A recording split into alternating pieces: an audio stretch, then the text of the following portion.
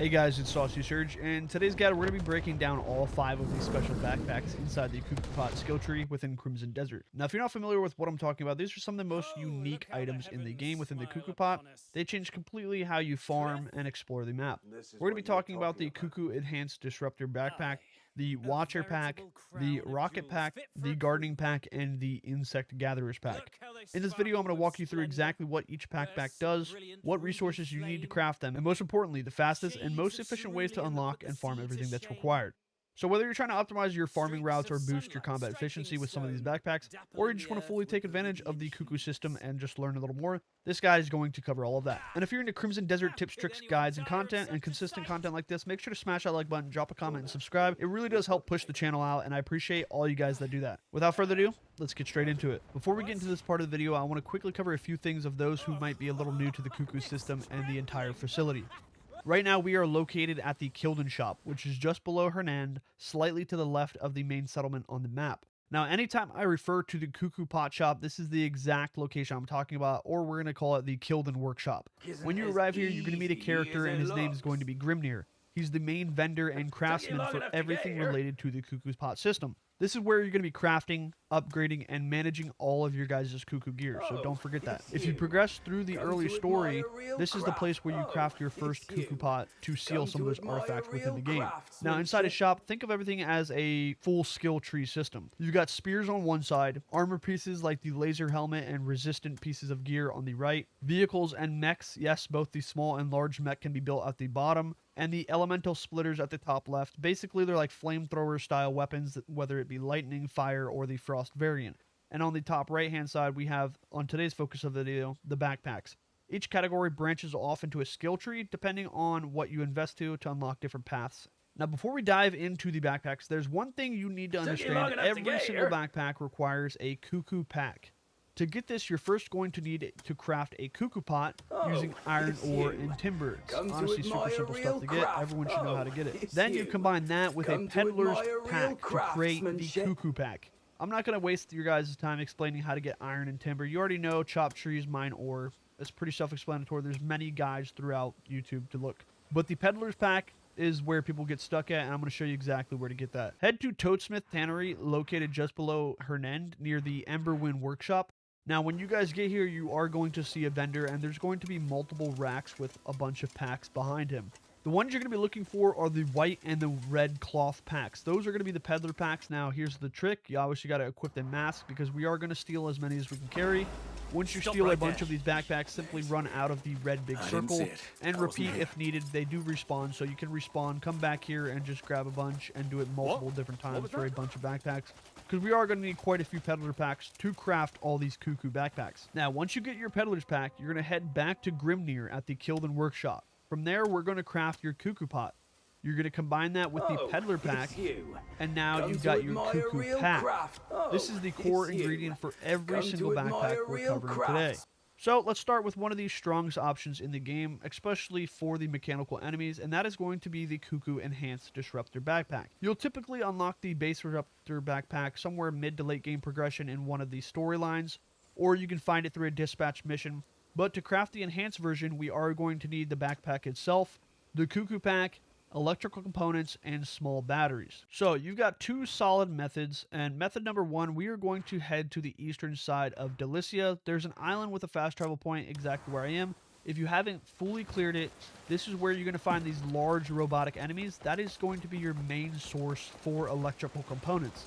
These smaller robots are going to drop batteries, cogwheels, things like that. So you're going to focus on the big juggernaut type enemies. They drop the big electrical components that you will be looking for. Now, option 2, you can go to the aeronautical research base and look for a dispatch missions for the small batteries. Or you can go to Marnie's Mysterium, and then you can also have a dispatch mission for electrical components. If you don't feel like grinding, this is honestly just a backup option. A little passive option for you guys to do. You can just send out your dispatch missions to either one of these locations and get the resources that you guys need. Otherwise, run around all of Delicia fighting robots, and you'll get the pieces that you need. So once you gotta head back to Grimnir and build it, this thing is honestly insanely powerful against the robots. At core, it sends out an electromagnetic pulse, disabling and damages nearby mechanical enemies. It scales up massively when upgraded, a huge radius and way more damage. In simple terms, You hit the button and everything in the mechanical area literally just gets fried. We're talking about those robots, those flying little dragonfly things, mechanical mobs in Delicia, just all this stuff. So it's a good crowd clearing tool, especially if you're not, you don't have max gear. Equipped it through your radial menu, you'll activate it and it'll send out a massive shockwave that can wipe out entire groups pretty much instantaneously. So if you're fighting mechanical enemies in Crimson Desert, in my opinion, this is a must-have. It's a super good backpack. That's the Disruptor backpack. Let's move on to the next backpack. Alright, moving down to the next backpack, the KUKU Watcher Pack. Now once again, just like every backpack in this system, the core ingredient is going to be the KUKU Pack.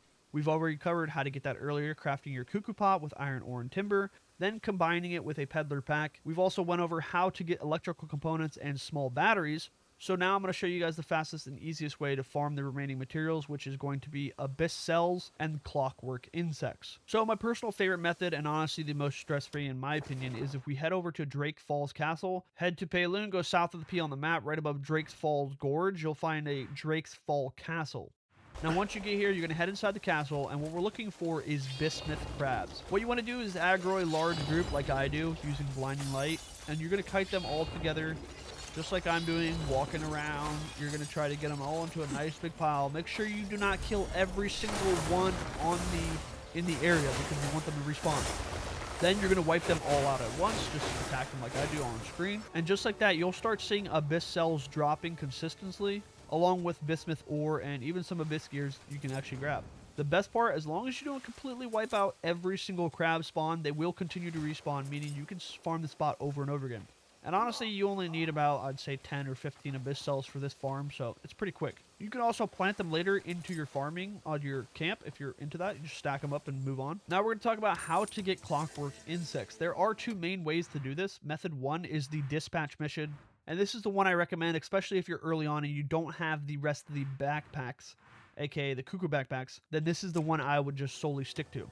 So we're going to head over to the Gorthak logging camp in Delicia, just above the D on the map. From here, we're going to send out a dispatch mission for insects. The reward scales based up on the contribution/donations to the church that you donate.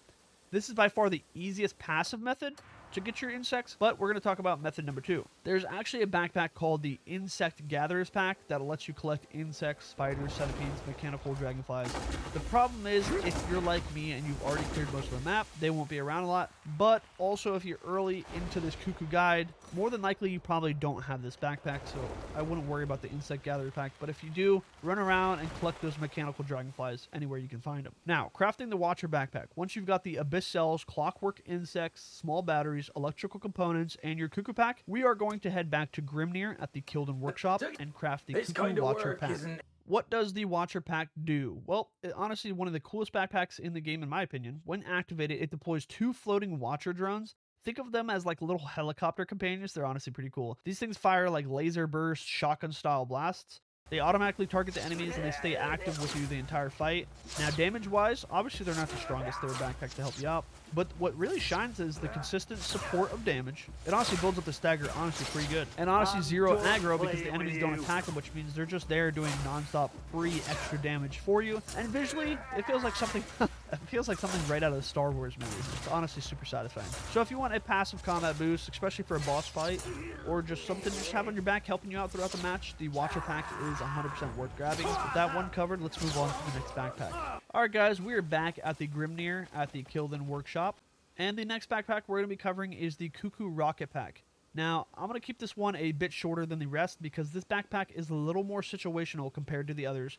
And also, it is required for a quest in one of the Unka quests later in the game, honestly pretty early within the game. First thing you need to know, Cliff cannot use this backpack. This one is exclusively to Unka and basically functions as a glider or mobility tool for him. But the crafting requirements for this KUKU Rocket Pack, you're going to need a KUKU pack, which we've already covered, small batteries, copper, and iron ore, and most importantly, cogwheels. The basic materials like copper, iron, and things like that, just go mine. Nothing crazy here. You guys know exactly how to get that. I showed you even small batteries how to get. Now, we're going to talk about how to farm cogwheels fast. You've got 2 solid options. Number 1, combat farming. You're going to head down to Delicia and start taking out any mechanical enemies you see. Robots, those big mech bosses, literally anything. They all drop cogwheels, and if you've already been killing them, you'll probably already have a bunch of stack up just naturally playing the game. Now, if you don't, number 2, we do have a dispatch mission. If you head to the east route, go to Marnie's Mysterium, located south of Delicia under the mount bonus. There's a dispatch mission called Cogwheel Production.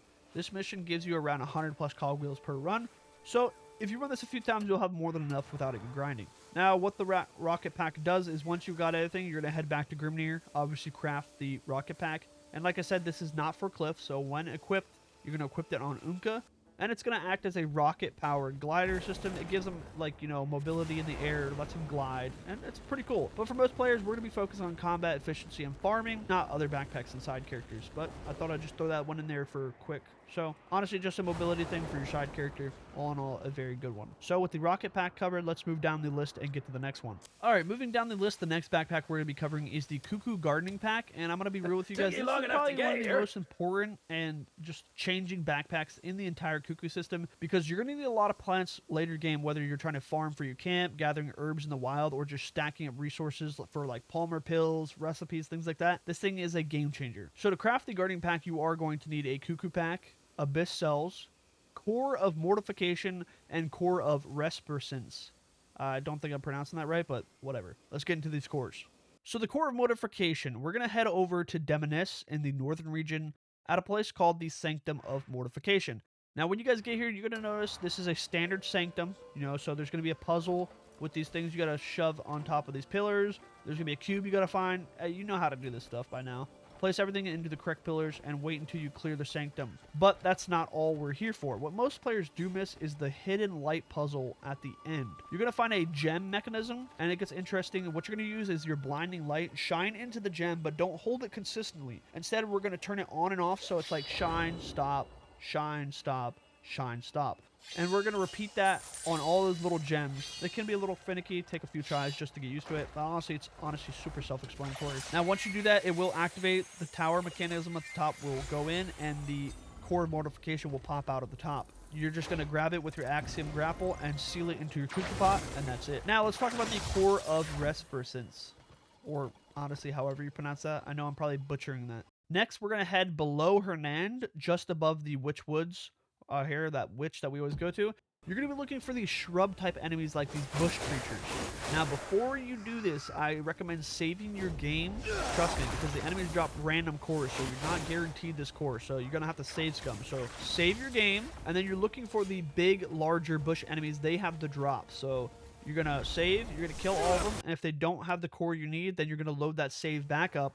And you're going to rinse and repeat until you get that Core of Resipiscence. Honestly, it could take a few tries. Trust me, guys. It took me quite a bit just to try to get this core because I already got one. But all in all, just keep rinsing and repeating. You'll eventually get the core. Now, crafting the Gardening Pack. Once you've got both cores, the Abyss Cells and obviously the Cuckoo Pack, we are going to head back to Grimnir at the Kilden Workshop and craft the Cuckoo Gardening Pack. Now, this is where things honestly get pretty cool. When you activate it, it has a 15-second cooldown timer, but it automatically gathers everything in a large radius. We're talking about the herbs, mushrooms, vegetables, cotton, anything plant resource related, honestly. Just sucks it all up. Now, obviously, how you use it, you got to put it in your special ability slot, activate it with your ability button, and then run through the fields. It will constantly start collecting a bunch of plants around you nonstop. You ain't got to click, you ain't got to waste your time. You just press that button and run around. So for farming resources plant-wise or anything plant-related, this thing is amazing, especially if you have your own camp and you don't want to pick all the stuff off of the trees at your camp, like rubber or apples. Run through your camp, it'll collect everything off of it for you. So this is probably one of the best utility backpacks. It's a massive time saver and very essential for farming builds. I do recommend this. So if you're serious about gathering in Crimson Desert, you're going to need this backpack. All right, that's the Gardening Pack, and let's move on to the final backpack. All right, guys, with that being said, let's move on to the final backpack in today's video, and that is going to be the Cuckoo Insect Gatherers Pack. Now, for this one, the crafting requirements are going to be the Cuckoo Pack, Abyss Cells, Core of Resipiscence again, and the Crown of Shadows. At this point, you guys already know how to get all these items. We farmed the Abyss Cells, we covered the cores from the bush enemies, and all that is covered, so you guys can just go back in the video and find whatever you need to farm what you want. So once we got everything, we're going to head back to Grimnir and craft the backpack. Now, this one works very similar to the Gardening Pack, but instead of plants, this thing collects insects and small creatures automatically. We're talking about, you know, obviously the dragonflies, butterflies, spiders, centipedes. I mean, you guys know what insects are. Now, obviously, you're going to equip it, put it to your special slot, activate it. It does have a 15-second cooldown timer just like the other one. The backpack opens up, and as you run around, it's automatically going to suck up and capture insects in your vicinity. So just activate it, run around, collect a bunch. Make sure you guys got a lot of space because this thing will fill your backpack up with insects. Obviously, why do you need bugs? It's simple: alchemy and crafting. There's a bunch of high tier recipes that are going to require butterflies and insects and rare critters. Or if you're just trying to gain knowledge on different insects around the map, this is honestly a very good backpack. Overall, it's not as, flashy as combat backpacks, but it's probably one of the most useful, especially when you're trying to do alchemy prep or trying to make those recipes. So in today's video, we covered all 5 backpacks: the Disruptor Pack, which is best for mechanical enemies; the Watcher Pack, which is just passive damage, good stagger for bosses; the Rocket Pack, which is mobility and it's only for Unka; the Gardening Pack, which is obviously the best farming tool in the game in my opinion; and the Insect Gatherers Pack, which is amazing for alchemy resources. Now, in the next video, we're going to be covering the Flame Spitters, or the Spitters, the Cuckoo Spitters, I would call them. Deserves their own full breakdown of each of what they do, their special abilities, and things like that, and where you can get them. Obviously, those are tied to dispatch missions, different elemental variants, and some very unique abilities you can do some cool stuff with. So keep an eye out for that video coming soon. If this guide helped you guys out, make sure to smash that like button, drop a comment, and subscribe for more Crimson Desert content. It really does help push the channel out and grow the community, and I appreciate every single one of you. And as always, take care and God bless.